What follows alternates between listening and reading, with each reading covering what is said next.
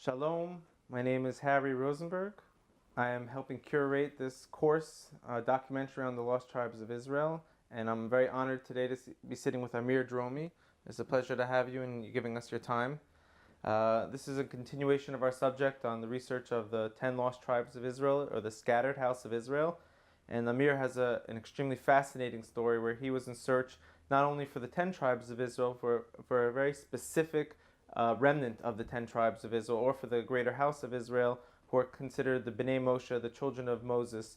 If you look in the Torah, you don't really see much about the children of Moses after the story of Moses.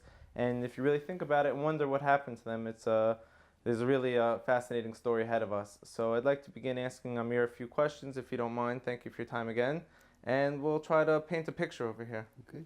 Good. So now, if I was correct, you were sent or you went in search for the lost tribes. I was sent, but before that, I sent myself on my personal journey in life that brought me to the areas that I was later on sent by rabbis in search. Then they approached me after they had heard of my previous travels. So you're saying you were a journeyman? Yes. You went exploring the world just... I finished the army in the Yom Kippur War, and we were all shaken up. Friends killed, wounded, and we are from the hippie tribe of those times. So I tried to get away from it all, and I decided just to take a backpack, and I walked from Turkey to India. And that's how I started my travels. Incredible. And when you came back to Israel afterwards, word had gotten around that there was a Jew who had gone to these places, and it coincided with the desires of the rabbis to find people who were familiar with there, because they had an inkling that there were certain Israelite camps that had to be found out there. True. It started out with Pidyon Shvuim. There were some Israelis that were arrested in far-off lands. Pidyon Shvuim is that's when you take captives out of their prisons or whatever, Jews. So there were Jews that were put in jail in far-off lands, and when rabbis heard that I had been in those lands, they asked me to go and help them out. And after it was successful, then they sent me for the wigs of the women, that there was a halakha sort of debate of what is going on, if it's kasher or tameh or whatever. So I was sent there, and after that, when I managed to do those two projects, I think on the better side, then they heard of my travels and they sent me in search. So prior to this mission of going to find the tribes, you already had an extensive history of traveling Yes. these regions across the Silk Road and into India. Yes. Okay, fantastic. So now, describe to me, if you can, what's going on. The rabbis sit down with you and they're telling you that there's a mystical community hidden somewhere in the mountains behind the river called the Sambatyon, where the Bnei Moshe exist, the children of Moses, and they think they know where it is and they want you to go on a recon mission. That must have been a wild conversation. That's more or less, you summed it up in 2 sentences. It went on, and they gave in all the information, the written information that is scattered in the literature that from the ancient history to the recent history. There were all kinds of claims of meetings or knowledge that was passed on, and they gave it in to me to read up, so I fill myself with what is known. And it's a project that is actually more hidden than known. It's not that they told me, okay, go there. That's where it is. They told me, okay, now tell us what you think with all this. Where does it sum up to? Okay, so that's how it and these were leading rabbis, like very leading rabbis. So this is something not considered strange to the Jewish people. This is something ingrained This in is something that has been going on ever since they scattered the Jews. You are also from the lost tribes in a certain way, and I also. My parents came, my father from Bulgaria, my mom from the Bronx, your parents from wherever. So we didn't get completely lost, but for 2,000 years we were quite lost. Certainly. So I'm saying that, those that are beyond the horizon. We are speaking of those that were taken so far off that they lost the contact that we did hold on to. Certainly. So now you have the rabbis in a room, you have you in a room, and they had documents, maps, texts, prophecies, all together trying to decipher where, and you picked up and you went on a journey. Well, let's say when I went through Afghanistan in 1974 or 5, and I was taken captive there by the Pashtun. And I thought that I was going to be executed in a certain way, either, by sword or by rifle or by hanging or whatever. And when it turned out, then I stopped concealing the fact that I'm from Israel. When I spoke to them and I told them I'm from Israel, and I thought that that's maybe the last sentence I will be saying in this life, then the elder of this tribe came up to me, and instead of pointing how to shoot or kill me, he hugged me and he told me that they are from the tribes of Israel. And so that's what started it off. I thought I was going to come interview you about the B'nai Moshe, the children of Moshe. I just got a story within a story. One of the greatest stories I've ever heard. You were actually taken by a Pashtun village in Afghanistan. You thought this was the end, and it could have been. They found out you were from Israel, and the tribal leader came and gave you a hug and saying we're the same people. That story is worth everything in the world. That's a great story, because now we're in a generation where the Pashtun people and the Jewish people in Israel, we're trying to unite. We're trying to lock arms and figuring out how to unite. How do we become a family again? And there's a lot of speculation out there. Maybe some people who are saying, we don't believe this is true. People who aren't Pashtun or Jewish, but now all of a sudden you see stories like this where you're on the ground out there. So I appreciate you telling us that. So now you start off in Afghanistan. They let you go, and you can... I went. I was away. I was trying to get away from any contact with Jews, Israel, or anything.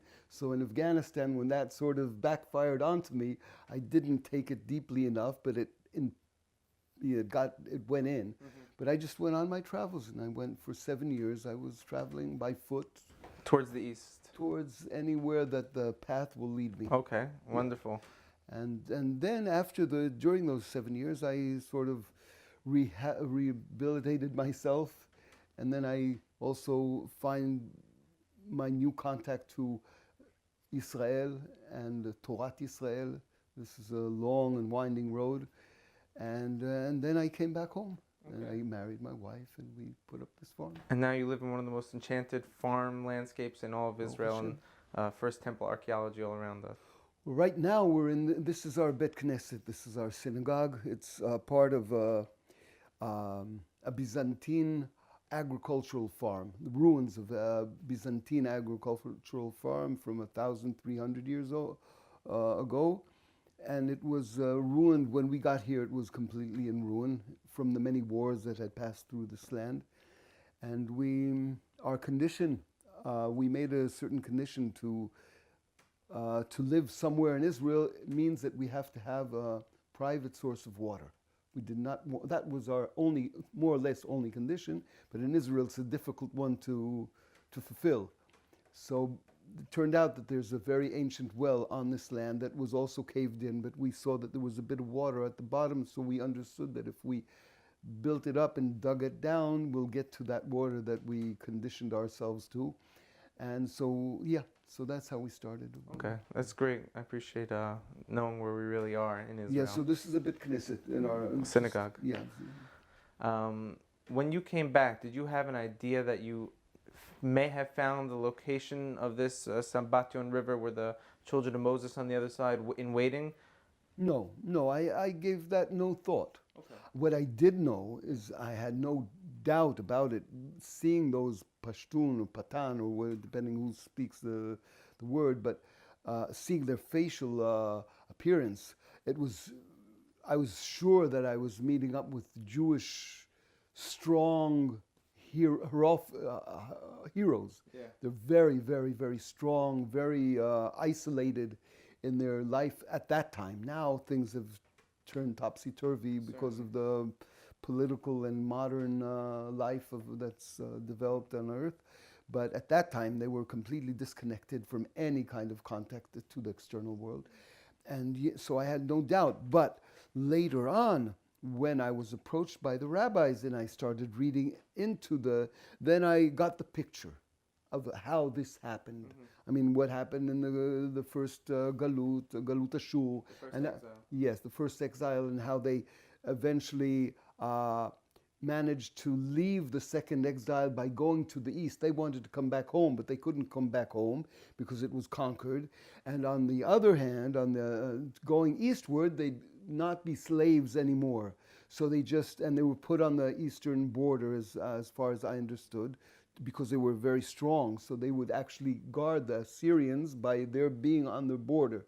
So, and if like Mongol invasions were going to come in, the There's- Israelites would be camped to That's the right. far east of the That's Assyrian right. kingdom. Yes. It's much more strategic than trying to kill everyone. Yes, at that time they Yeah. were heading. Displaced. They were heading to the west at the time, Assyria, not to the east, and then so the Jewish tribes just flushed over to the east and scattered in the countries that were bordering the Assyria and went on to Japan and to wherever they eventually ended up in. This is a coincidence or not, but you see within, I think, 70 to 80 years of the tribes of Israel going to the Far East, you have the Pashtun nation is formed.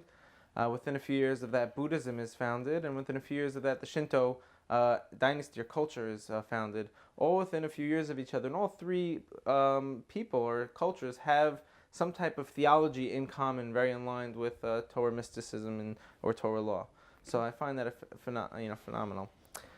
Now you want to go back to search.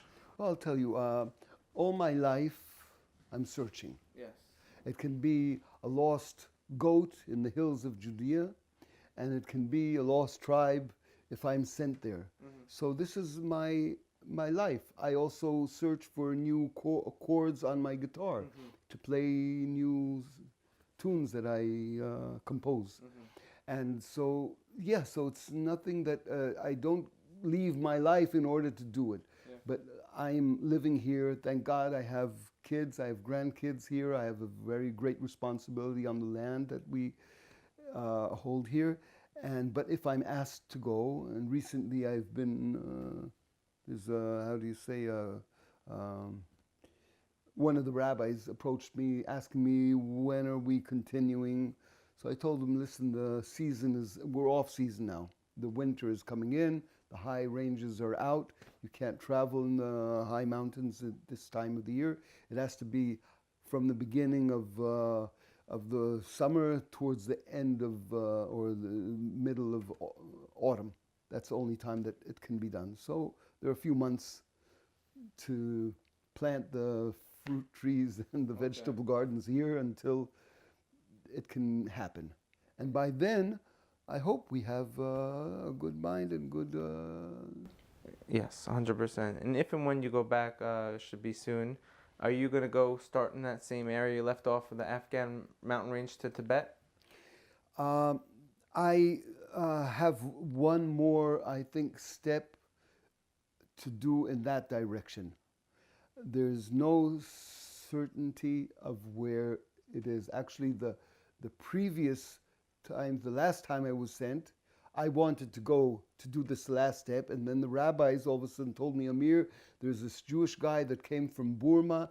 He told this amazing story of that he had heard the Sambotyon, and you have to go there. And it wasn't to my mind, but I am committed, so I went there, and we could find no base to this story of his. So I'm saying that, I'm trying to do the best I can, but yeah. So there is still one horizon more to go and check out before I can say yes or no or what. Yes. So you're saying right now where we are is there's an active mission amongst the people of Israel, the Jews in the land, to seek these lost tribes out. And we're in this space of trying to find them. I actually read a letter. It was the students of the Vilna Gaon, who was a great rabbi a few hundred years ago. They were in Sfat, and they wrote a letter to seeking these children of Moses behind the Sambatyon River. And I actually got a copy of the letter, and I helped translate it. It's now on the internet, open sourced. So if someone types in the Vilna Gaon Lost Tribes, that article will be first, that letter, where they're begging and pleading for these people to come back and reinstate something called smicha. Smicha means the certification that you are on the transmission of the Mosaic law teaching, which we stopped giving around 2,000 years ago. Today, our rabbi could still trace my rabbi to rabbi to rabbi all the way back to Moses, but missing this special ceremony called smicha. So we were begging for these Bnei Moshe to come back to Israel to reinstate smicha, In which case, when we have that, we can resurrect a biblical land again, so to say. Okay, so we also were begging them, but we should also beg ourselves, because we know that everything depends on every single one of us. It's not, one isn't. I always say that there can be a king and there can be a sandal maker.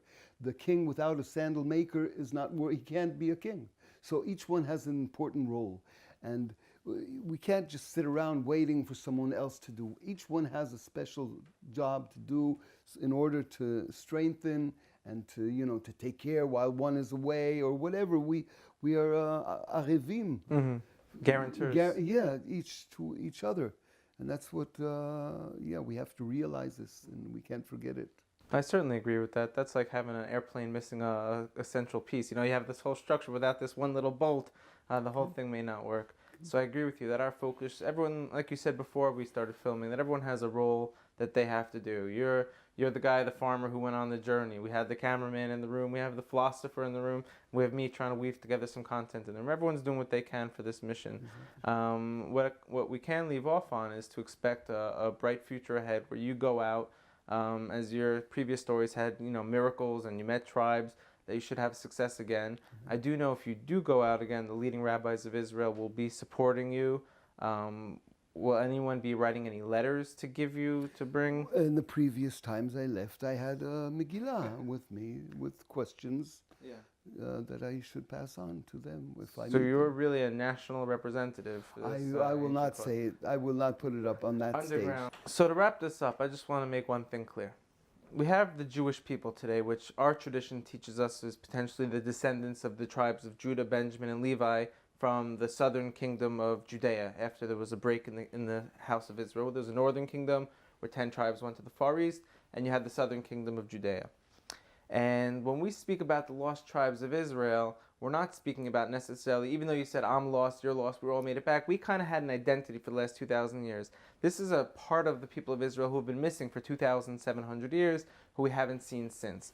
So from our perspective, from the Jewish people, do we internally feel like we're whole? Are we a complete nation yet without this missing part? Or are there opinions that say, forget them, like we're cool? Well, I think that if we read into it, we have two different opinions, as always in the Jewish, because that's the way you can build something. If everyone is agreeing about something, then maybe you're missing the main thing, and you're agreeing on something wrong. So this way they test you. And so anyway, I know that there are many of the greatest rabbis that are looking forward and waiting and approaching and trying and searching and sending and praying. And there are others that say that's what happened. And maybe this is our destiny, not to meet up with them. Mm-hmm. There are two opinions. I don't know who is right. Mm-hmm. But I'm sure that each one is trying to do his best and to say the truth. And we have to find this out, and that's why we're here. I mean, what excites me more than anything else is, living here in Israel and looking at I see the Jews from, let's say, Morocco, as opposed to the Jews from Romania, as the Jews from India. And each one, let's say the Indian Jews, they look Indian. The Romanian Jews look Romanian. The Moroccan Jews look Moroccan. And so I say, I had a horrible moment when I was in Morocco one time, and I read up about the Moroccan history of the Jews there. And then I read this horrible story of when they were conquered twice. They killed off all the men and raped all the women, more or less. Now we know this is not easy to speak of, and it's even harder to think of. But this is the kind of reality that the Jews have been going through for 2,000 years. Mm-hmm. And it's difficult to stand up and look in the eyes and to say, okay, that's why I'm blonde and he's black and he's whatever. But so if we're looking for the truth, we have to look the truth in the eye. And that means that we know that there are these 10 tribes that have scattered. And although they have all these modern devices, I'm always asked, so how can't they see them by the satellites and all that? So I say, yeah, okay, but person is always finding out new things. And so they see something from up, but they don't know how to interpret it. They don't know what they see.